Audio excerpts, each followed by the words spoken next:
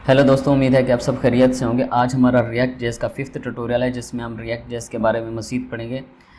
इस ट्यूटोरियल को स्टार्ट करने से पहले मेरी आप सबसे एक रिक्वेस्ट है कि अगर आप लोगों ने मेरे चैनल को सब्सक्राइब नहीं किया तो मेरे चैनल को सब्सक्राइब कर लें और बेल आइकन को प्रेस कर लें ताकि मेरी नेक्स्ट आने वाली वीडियो जो है ना वो आप तक आसानी पहुँच सके। तो आइए बगैर टाइम वेस्ट किए हम रिएक्ट जेएस के 5th ट्यूटोरियल को स्टार्ट करते हैं।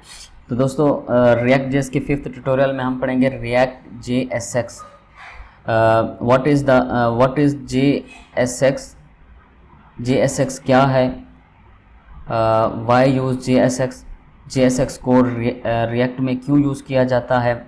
और लास्ट में हम पढ़ेंगे difference between the JSX and HTML।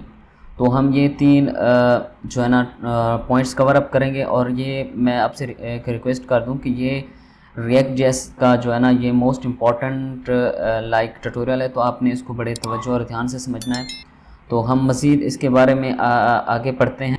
तो आगे मैं आपको बताता हूँ कि what is JSX and why use in React JS. Like JSX stands for JavaScript XML। Like JSX जो है ना वो जावास्क्रिप्ट में XML के तौर पे काम करता है। JSX use to write HTML in React. JSX जो है वो HTML में HTML को राइट करने में इस्तेमाल होता है। JSX को हम इस्तेमाल करते हैं रिएक्ट के अंदर HTML लिखने में। तो JSX जो है वो हमारी जो JSX makes it easier to write and add HTML in React JS। JSX क्या करता है कि जो हमारी HTML होती है उसको रिएक्ट जेएस के अंदर लिखने में और ऐड करने में हमारे लिए आसानी पैदा करता है। मैंने आप लोगों को बेसिक बता दिया कि JSX होता क्या है। तो अब मैं आपको कुछ JSX के रियल टाइम एग्जांपल्स बताता हूं और कोड में चल के हम इसको देखते हैं। तो बगैर टाइम वेस्ट किए हम चलते हैं अपने कोड एडिटर पर। तो हम अपने कोड एडिटर पर आ गए। तो यहाँ पर मैं आपको बताऊँगा कि डिफरेंस बिटवीन द JSX में क्या फ़र्क है और HTML में क्या फ़र्क है। तो दोस्तों, पहले ये होता था कि जो जावास्क्रिप्ट है या अभी भी जावास्क्रिप्ट के अंदर हम जो HTML का कोड है वो उस तरह जावास्क्रिप्ट के कोड के अंदर उस तरह एम्बेड नहीं कर सकते। तो जो JSX है वो क्या हमारी हेल्प आउट करता है कि जावास्क्रिप्ट के कोड के अंदर हम HTML को ऐड करते हैं तो उसमें वो हेल्प आउट करता है। तो यहाँ पर मैं आपको बता दूं कि फॉर एग्जांपल ये आप देख सकते हैं कि हम पहले जो जावास्क्रिप्ट में कोड करते हैं उसमें क्या करते हैं कि जावास्क्रिप्ट का जो फंक्शंस होते हैं या जो जावास्क्रिप्ट का कोड होता है वो हम अलग जावास्क्रिप्ट के टैग में लिखते हैं और उसके बाद जो HTML का कोड होता है उसको हम अलग से HTML में लिखते हैं। तो इस तरह क्या करते हैं कि उसको ID बेस पे या क्लास बेस पे आपस में एम्बेड करते हैं या अपेंड कर देते हैं। तो इस बेस के ऊपर जो कोड है वर्क करता है। मीन्स ये कि आप अगर जावास्क्रिप्ट के अंदर HTML लिखना चाहें तो वो लिख सकते हैं, लेकिन वो काफ़ी ज़्यादा डिफ़िकल्ट हो जाता है। तो यहाँ पर मैं मज़ीद आपको बताऊँगा कि फॉर एग्जांपल मैंने एक फ़ंक्शन बनाया और इस फंक्शन में इस तरह अगर मैं HTML लिखूँगा तो ये इस तरह HTML जो है ना वो वर्क नहीं करेगी जावास्क्रिप्ट के फंक्शन के अंदर। जो फॉर एग्जांपल मैंने इसमें ये HTML का कोड लिखा है, ठीक है। तो ये जो HTML का कोड है ये वाला कोड मैं इस फंक्शंस के थ्रू ऑन क्लिक के ऊपर इस जो P है इसमें मैं गेट कर रहा हूँ, इस फंक्शन को कॉल कर रहा हूँ। तो जो इसके अंदर HTML लिखी हुई है तो ये वर्क नहीं करेंगे क्योंकि ये जावास्क्रिप्ट इसको इस तरह सपोर्ट नहीं करता। जावास्क्रिप्ट इसको सपोर्ट करता है आप ID के बेस के ऊपर इस तरह उसको ट्रिगर करते हैं, उसको अपेंड करके फिर ही उसके ऊपर जो भी एक्शन परफॉर्म करना हो इस तरह कर सकते हैं। सेपरेट HTML लिख के क्लास एंड ID के बेस के ऊपर आप गेट करके कर सकते हैं। इस तरह जो जावास्क्रिप्ट का फंक्शंस है उसके अंदर आप HTML को बिल्कुल ही नहीं लिख सकते। तो JSX ने क्या किया कि हमारे इस प्रॉब्लम्स को सॉल्व कर दिया है। तो मैं यहाँ पर आपको एक कंपोनेंट्स बना के दिखाता हूँ। कंपोनेंट्स के बारे में मज़ीद हम आगे पढ़ेंगे। तो मैं यहाँ पर एक न्यू फाइल बनाता हूँ जिसका नेम होगा user.js। तो मैंने ये न्यू फाइल मैंने बना दी। तो इसमें हम एक फंक्शनल कंपोनेंट बनाएंगे, ठीक है। इस तरह हमने एक फंक्शनल कंपोनेंट्स बनाया। तो ये हमारे पास एक समझ लें कि एक फंक्शंस बन गया फंक्शनल कंपोनेंट्स के अंदर। इस तरह हम एक फंक्शनल कंपोनेंट बना के इसको इस तरह हम मेंशन करते हैं रिटर्न के अंदर। तो यहाँ पर हम क्या करते हैं, हम अपनी एक डिव ऐड करते हैं जिसका हम दे देते हैं class name like user. Okay, तो इस तरह हम इसको कर देते हैं, एक्सपोर्ट डिफ़ॉल्ट में हम कर देंगे यूज़र। ठीक है, तो ये हमने एक कंपोनेंट बनाया। अब इस कंपोनेंट को मैंने आपको स्टार्ट में बताया था कि हम जब कंपोनेंट बनाते हैं तो उन कंपोनेंट्स को हम अपनी index.js फाइल में पहले हमें कॉल करना पड़ता है, फिर जाके वो हमारा क्या होता है, कंपोनेंट कॉल होता है। ठीक है, ये देखें इस तरह मैंने क्या किया, इंपोर्ट यूज़र फ्रॉम लाइक, यहाँ पर अगर मैं इसको इंपोर्ट कर देता हूँ तो अब आपको मैं इजीली स्क्रीन के ऊपर दिखा सकूँगा कि हमने क्या चीज़, किस तरह कंपोनेंट बनाया और उसमें क्या चीज़।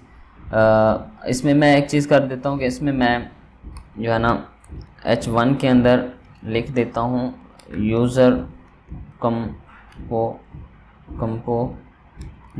ठीक है, तो मैं आपको दोबारा से बताता हूँ कि हमने यहाँ पर एक फंक्शनल कंपोनेंट बनाया। ठीक है, तो फंक्शनल कंपोनेंट के अंदर हमने एक डिव बनाए, डिव के अंदर हमने एक H1 टैग बनाया जिसमें हमने यूज़र कंपोनेंट लिखा, और यहाँ पर हम इस तरह जो फंक्शनल कंपोनेंट होता है उसको एक्सपोर्ट करके यहाँ पर index.js में उसको हम क्या करते हैं, इंपोर्ट करते हैं, फिर उस कंपोनेंट को फिर इस तरह यूज़ किया जाता है।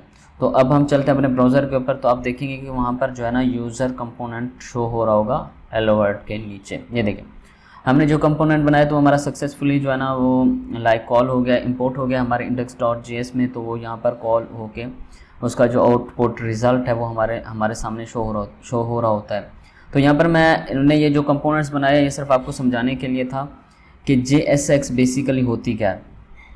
तो मैं यहाँ पर अगर आ जाऊँ तो ये देखें जो बेसिकली हमारा ये वाला कोड है, ये वाला अगर आप इसको गौर से देखें तो ये बेसिकली JSX है। ठीक है, तो ये अब आपने इस चीज़ नोट की होगी कि ये एक जावास्क्रिप्ट की फ़ाइल है, ये जावास्क्रिप्ट का और फंक्शन है, ये जो यूज़र फंक्शन है उसके अंदर हमने किस तरह HTML को लिखा और किस तरह जो HTML है वो इजीली लाइक ऐड हो गई और हमने उसको इजीली राइट किया जावास्क्रिप्ट के फंक्शन के अंदर। बेसिकली इस चीज़ को हम कहते हैं JSX। ठीक है, JSX ये होती है। और इसमें डिफरेंस क्या होता है कि JSX में क्या डिफरेंस है और HTML में क्या डिफरेंस है, तो यहाँ पर मैं आपको थोड़ा सा बताता हूँ कि जो ये बेसिकली एक क्लास नेम है। अब ये देखेंगे कि ये जो क्लास नेम है HTML में हम इसको क्लास नेम नहीं लिखते, हम इसको सिंपल लिखते हैं क्लास, लेकिन जो JSX होता है उसमें हम इसको लाइक लिख देते हैं क्लास नेम। ठीक है, ये जो एट्रीब्यूट होता है इसको हम क्या कर देते हैं, क्लास नेम लिख देते हैं। क्लास नहीं होता, क्लास होता है HTML के अंदर। तो जब ये रेंडर होता है, जब रिएक्ट इसको रेंडर करता है तो क्या करता है कि इसको रेंडर करके वो इसको कन्वर्ट कर देता है आपके जो है ना कोड के अंदर। जब इसको रेंडर करता है तो आप यहाँ पर इसको इजीली देख सकते हैं। अगर मैं आपको यहाँ पर दिखा सकूँ तो मैं यहाँ पर अगर आपको इंस्पेक्ट एलिमेंट करके दिखा सकूँ तो आपको इजीली ये नज़र आएगा कि यहाँ पर जो क्लास है ये देखें। ठीक है, यहाँ पर जो डिव क्लास हमने क्लास नेम लगाया हुआ था तो वो क्लास नेम जो है ना वो ख़त्म होके वो कन्वर्ट हो गया क्लास के अंदर। तो यूज़र वैसे का वैसे आ रहा है। इट्स मीन्स कि जो रिएक्ट है उसने JSX को रेंडर होने के बाद उसने कन्वर्ट कर दिया है लाइक HTML के अंदर। लाइक इस तरह देखें कि यहाँ पर ये क्लास आ रहा है, जो हमने कोड लिखा है उसमें आ रहा है ये देखें क्लास नेम।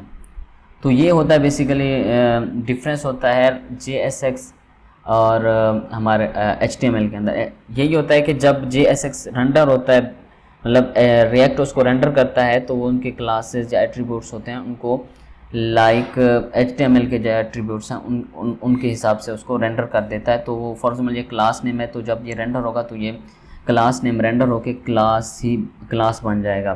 तो ये बेसिकली एक जो है JSX का कंसेप्ट था कि हम किस तरह जो है ना एक लाइक जावास्क्रिप्ट की फ़ाइल के अंदर किस तरह हम HTML को लिख सकते हैं। तो JSX जो होता है वो हमारे HTML को लिखने में रिएक्ट के अंदर लिखने में काफ़ी हेल्प आउट करता है।